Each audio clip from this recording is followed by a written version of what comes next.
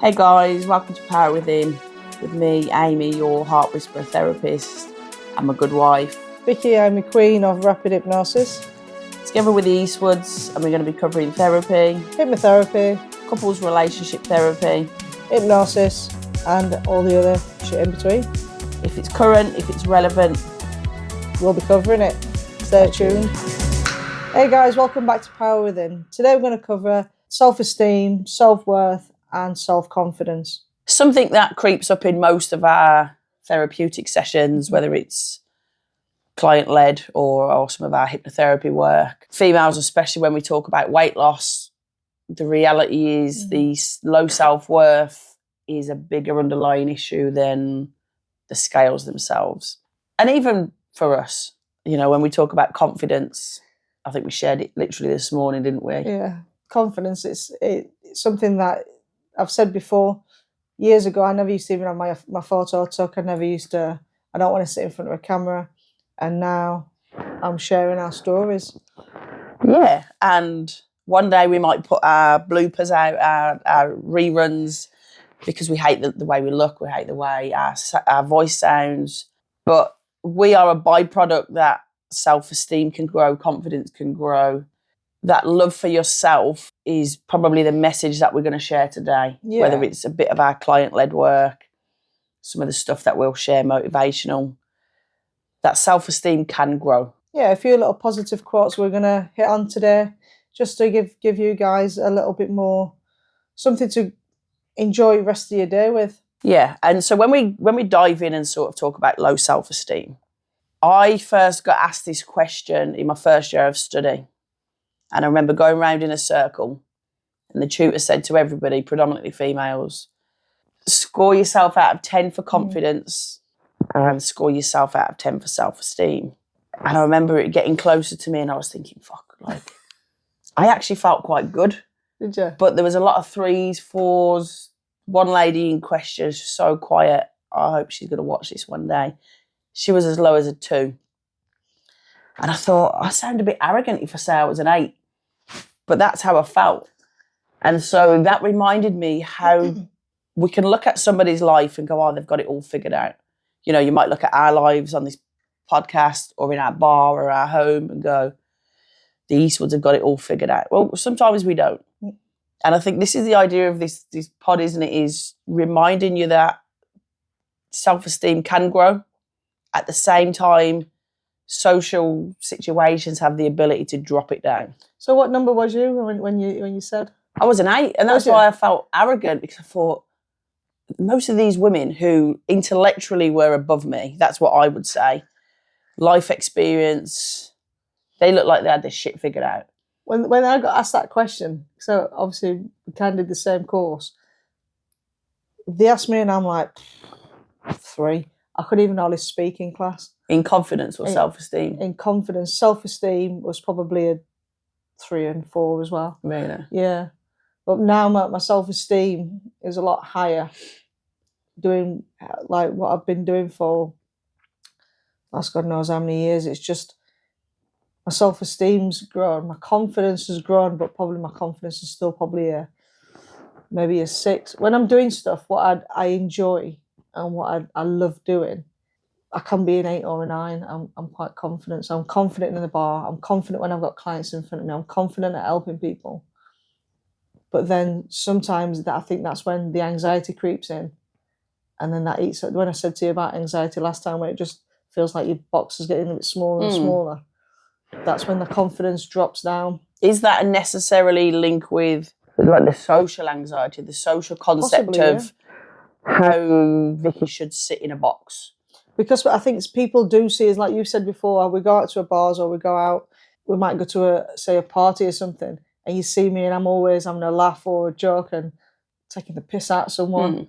And I seem really confident. Everyone sometimes gravitates towards me, and then I'm thinking if everyone could just do one because I can't breathe.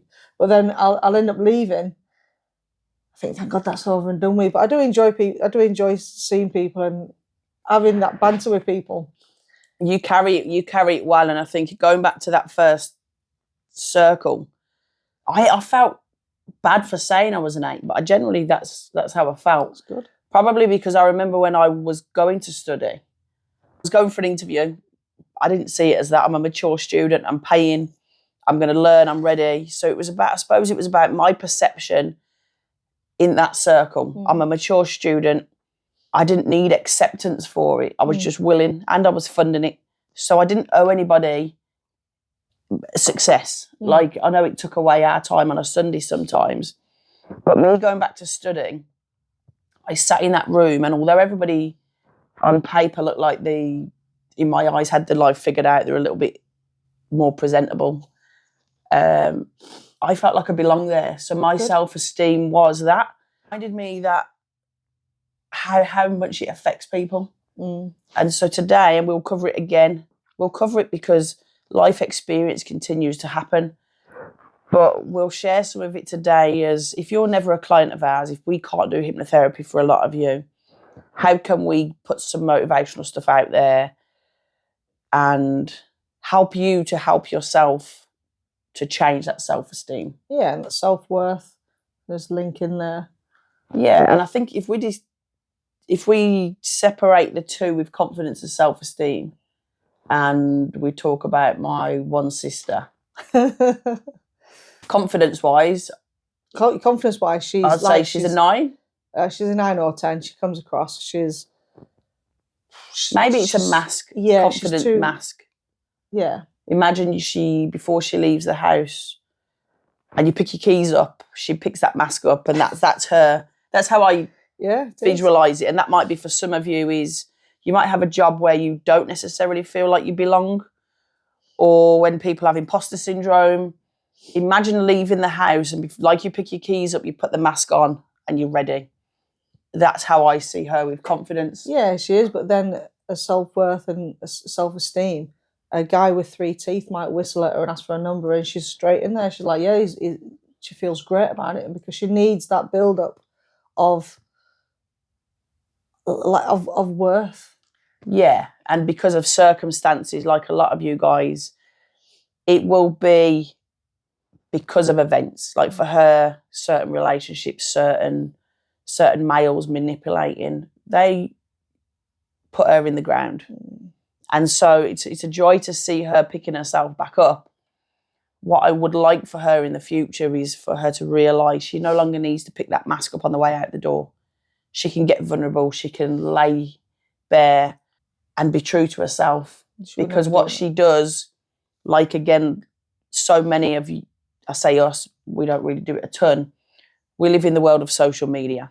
We're on holiday and my sister will take 60 selfies before we've even sat down.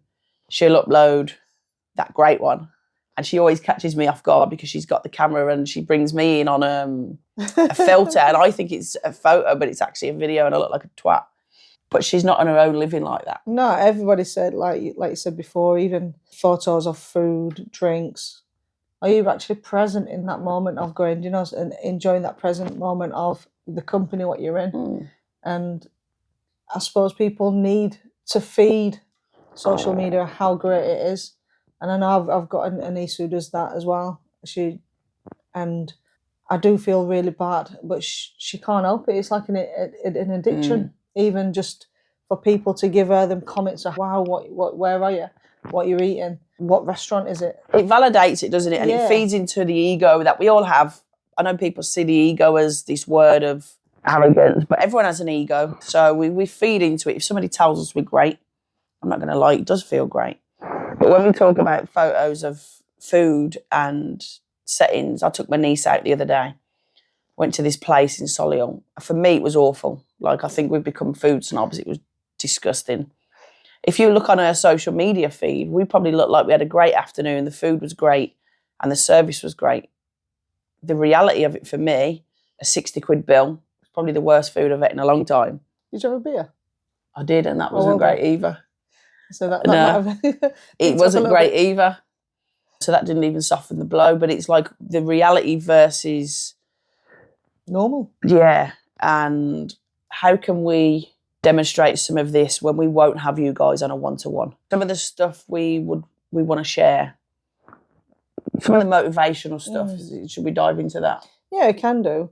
Just imagine that one day that the people that never believed in you at the beginning, you know, will always be telling everyone how they met you.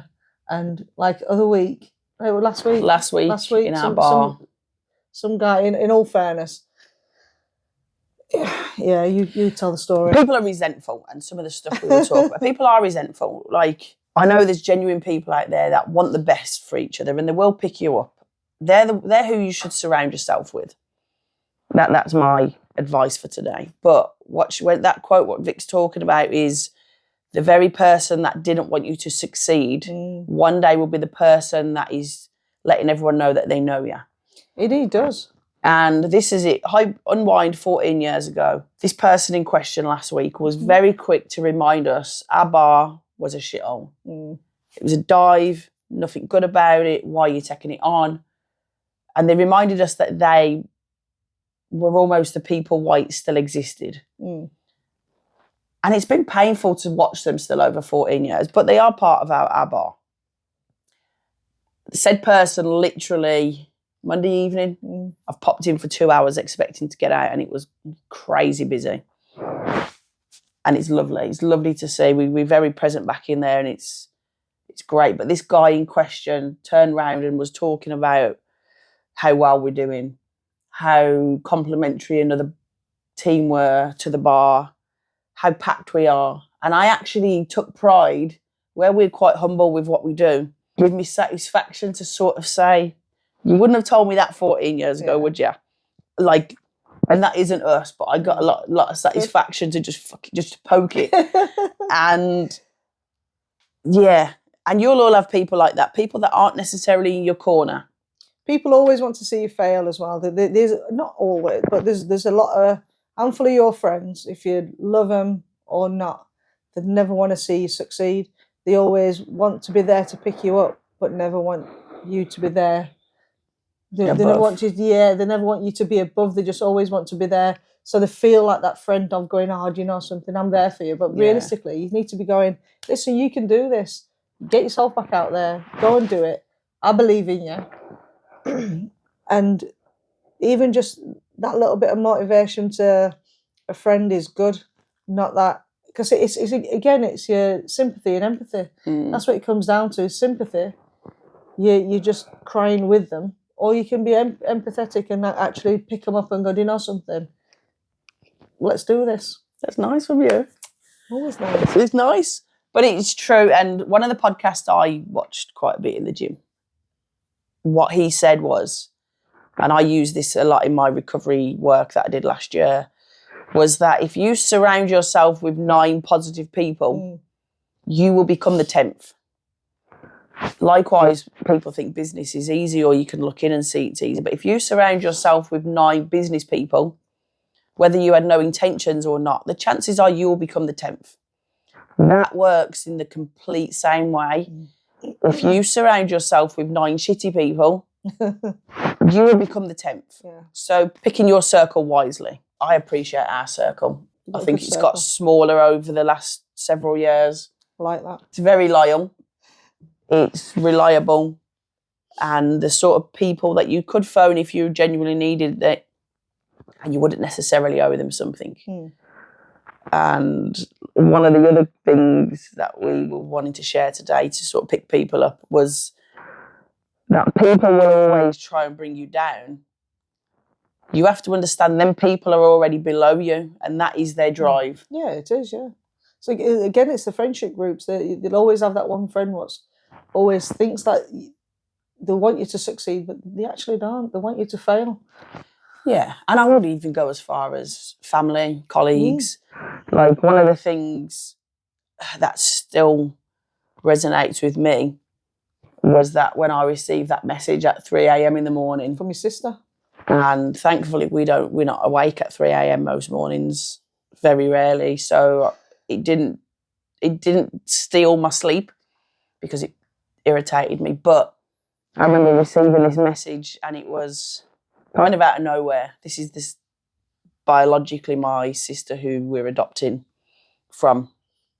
I don't know if she'll ever watch this, but she texted me saying, "I'm back, I'm strong, and I'm ready to kick you off that pedestal that you put yourself on and make you choke on your own halo. That was a 3 a.m. text from somebody who I've once been really close with.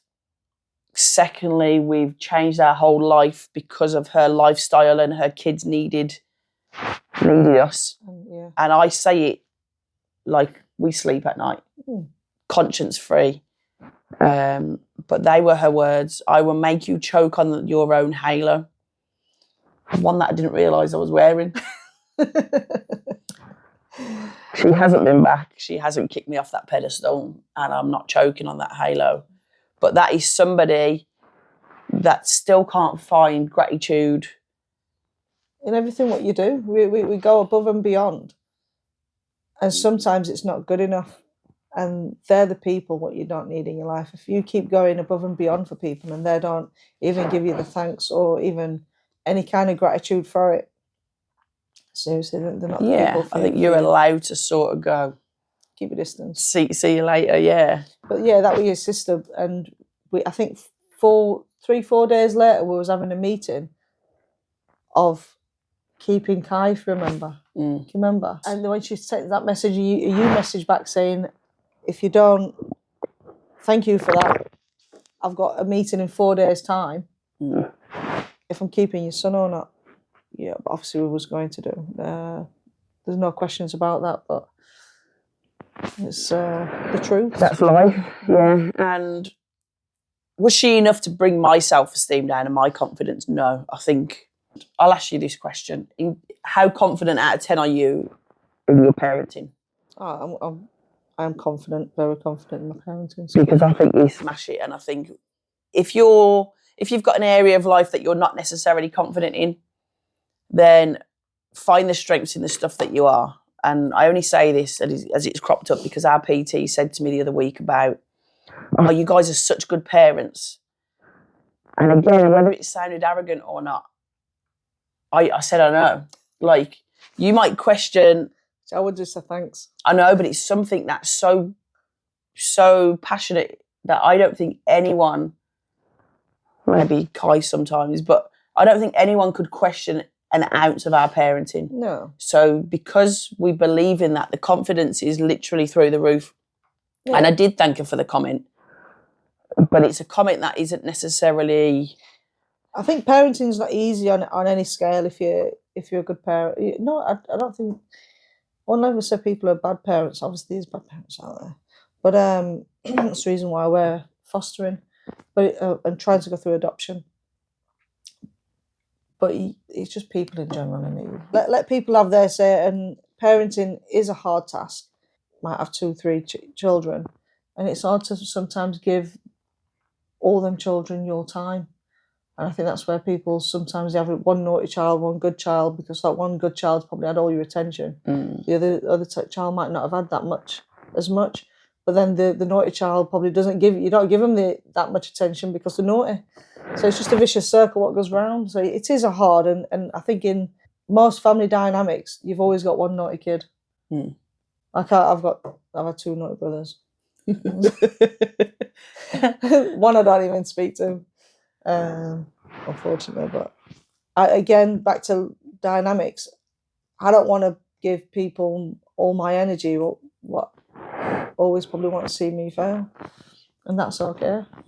Why would I continue just because his family doesn't mean I have to have something to do with him. So, and we'll go on to family dynamics, probably something we'll bore you with, to be honest, that part. It'll probably be a bit raw. And just a few little powerful things is sometimes even when we're talking about social media and sharing everything. I know we're doing this podcast and it sounds a little bit hypocritical, but sometimes your privacy is your superpower. Like, a lot of people don't know that much about me. Now we're sharing things because we wanted to help people, but they still don't know that much. They'll still never know what I'm having for dinner. We don't know what we're having for dinner. I'll never be sharing that.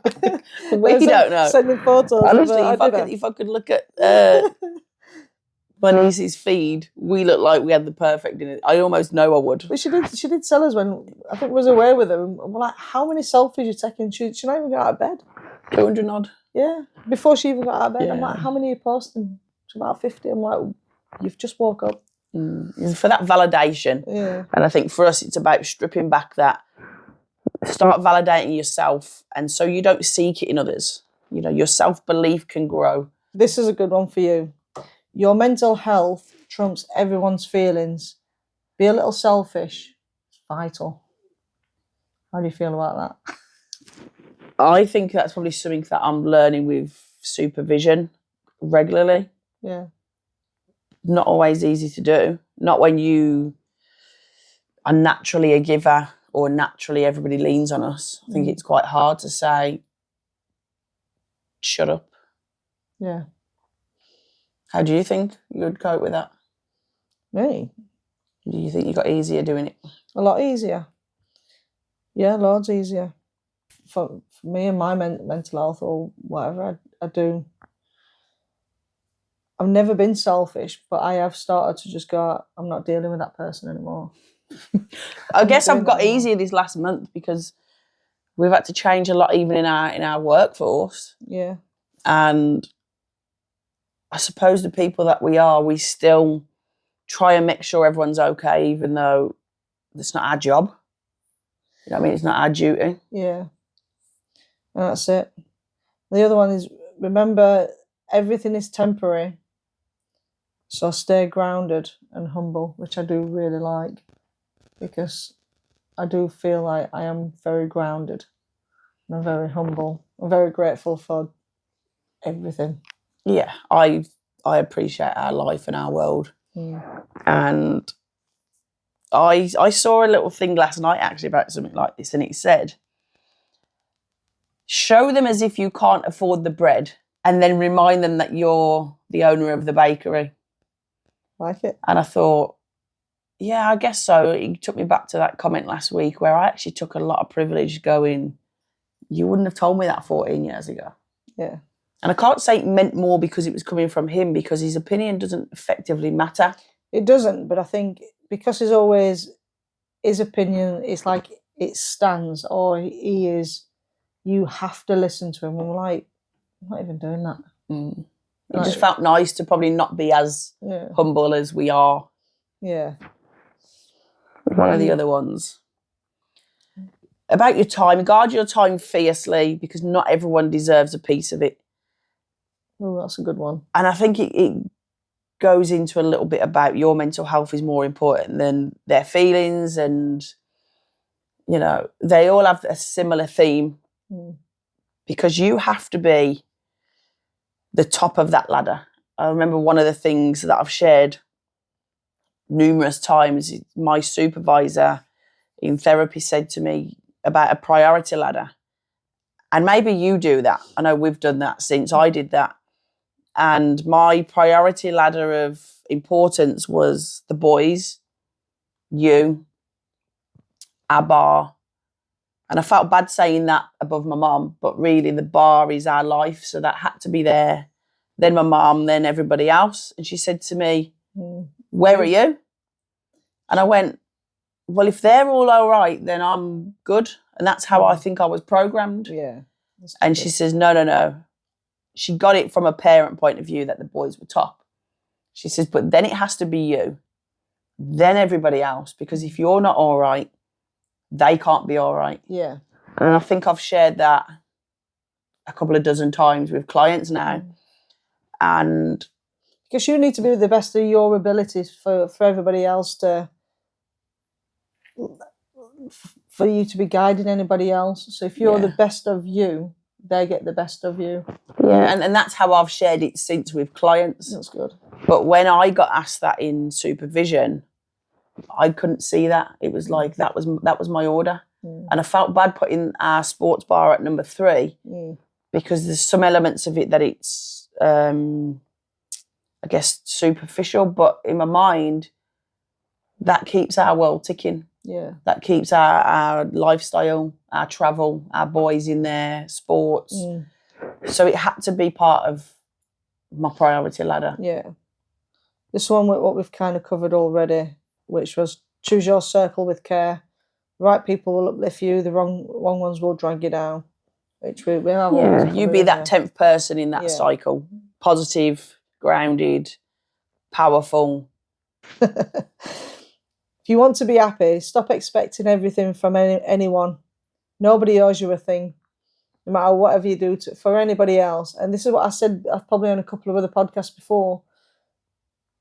If I do something for someone, I never expect anything in return. Because I think if you do start expecting things in return, what are you doing it for? And I think you're always going to get let down, that. aren't you? Yeah, that feeling as well. I think I've said this to my mum a few times this last few months. She still sits with a lot of anger around my sister's addiction. And it's not hers to hold, you know. She didn't parent wrong. She didn't make bad decisions, you know, regardless of whatever my sister will tell the world.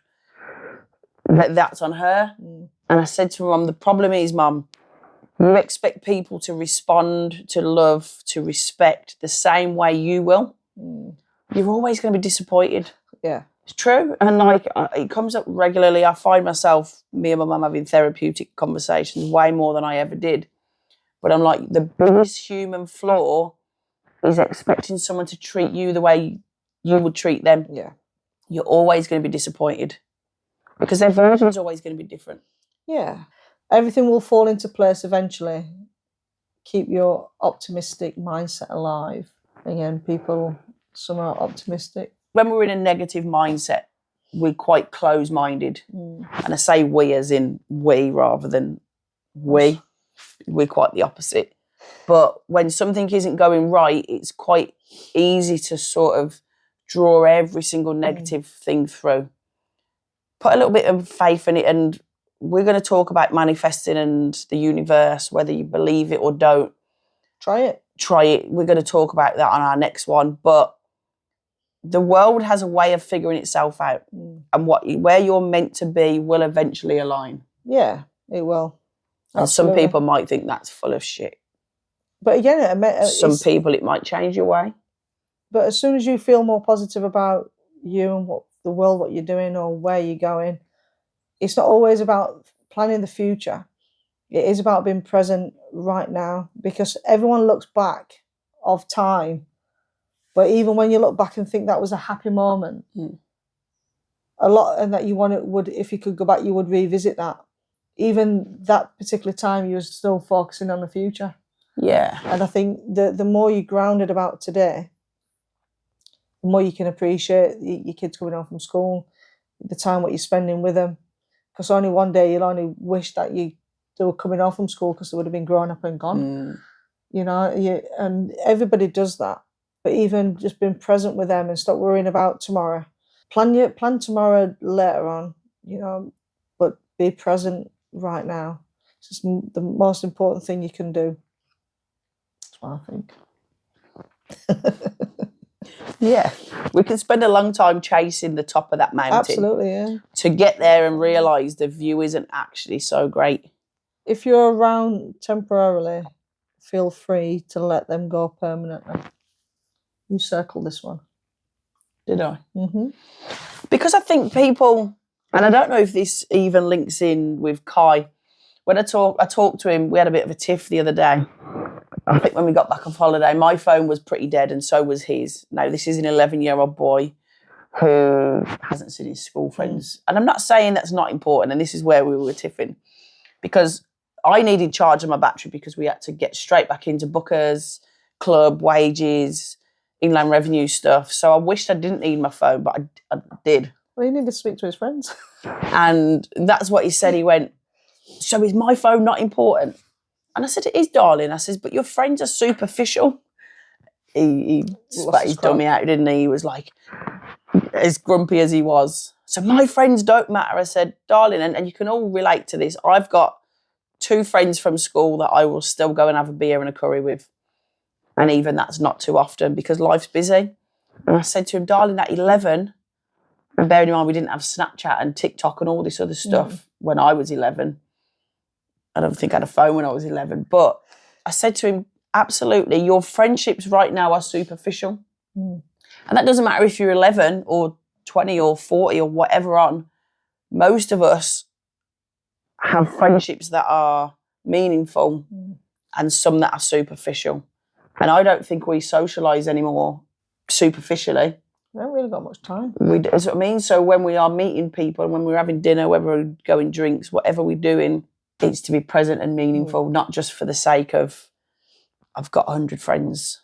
We're too busy for 100 friends for a start. But yes, we had a bit of a tiff, which will probably continue as his hormones kick in. All the hormones are kicking in because now you drop him off at school, he gives you a kiss on the cheek. Like, you have to give him a kiss on the cheek. He's done it to me 3 times. I was a little bit heartbroken last week. No, I said to him, is this what it come to, darling? Cut me some slack. I'm still young. I was wounded. Yeah. Like, life is changing. Concentrate on your improvements, not proving yourself with others, which is really good. Because again, you don't need to prove yourself to anyone. As long as you feel comfortable in your own skin, you like progress yourself. You get better in yourself, and the others will see that.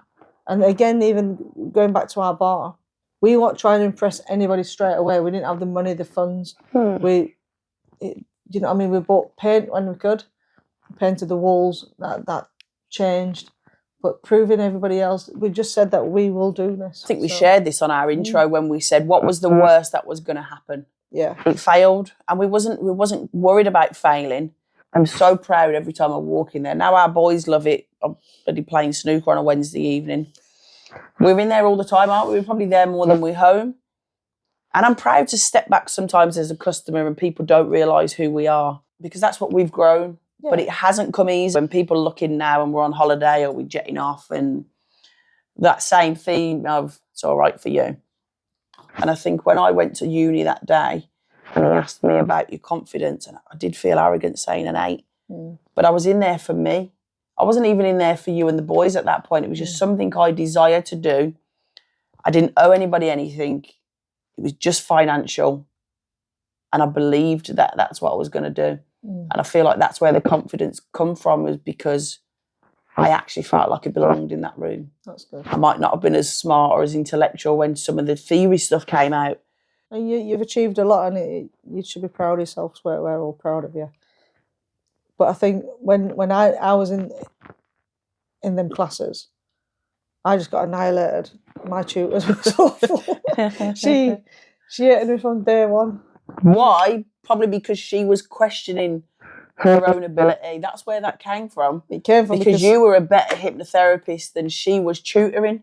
Yeah. It's a credit to you. She actually learned to try and maybe do another course or change her theory behind it, because that is where that came from, because she was insecure that you were a student and you were actually... I never actually said anything to you were challenging some of the things that she's teaching. Yeah. Yeah. I know you wasn't challenging it in that sense. No. I think what it is, she was tutoring her theory as in like it's a one box fits, and actually hypnotherapy isn't one box fits.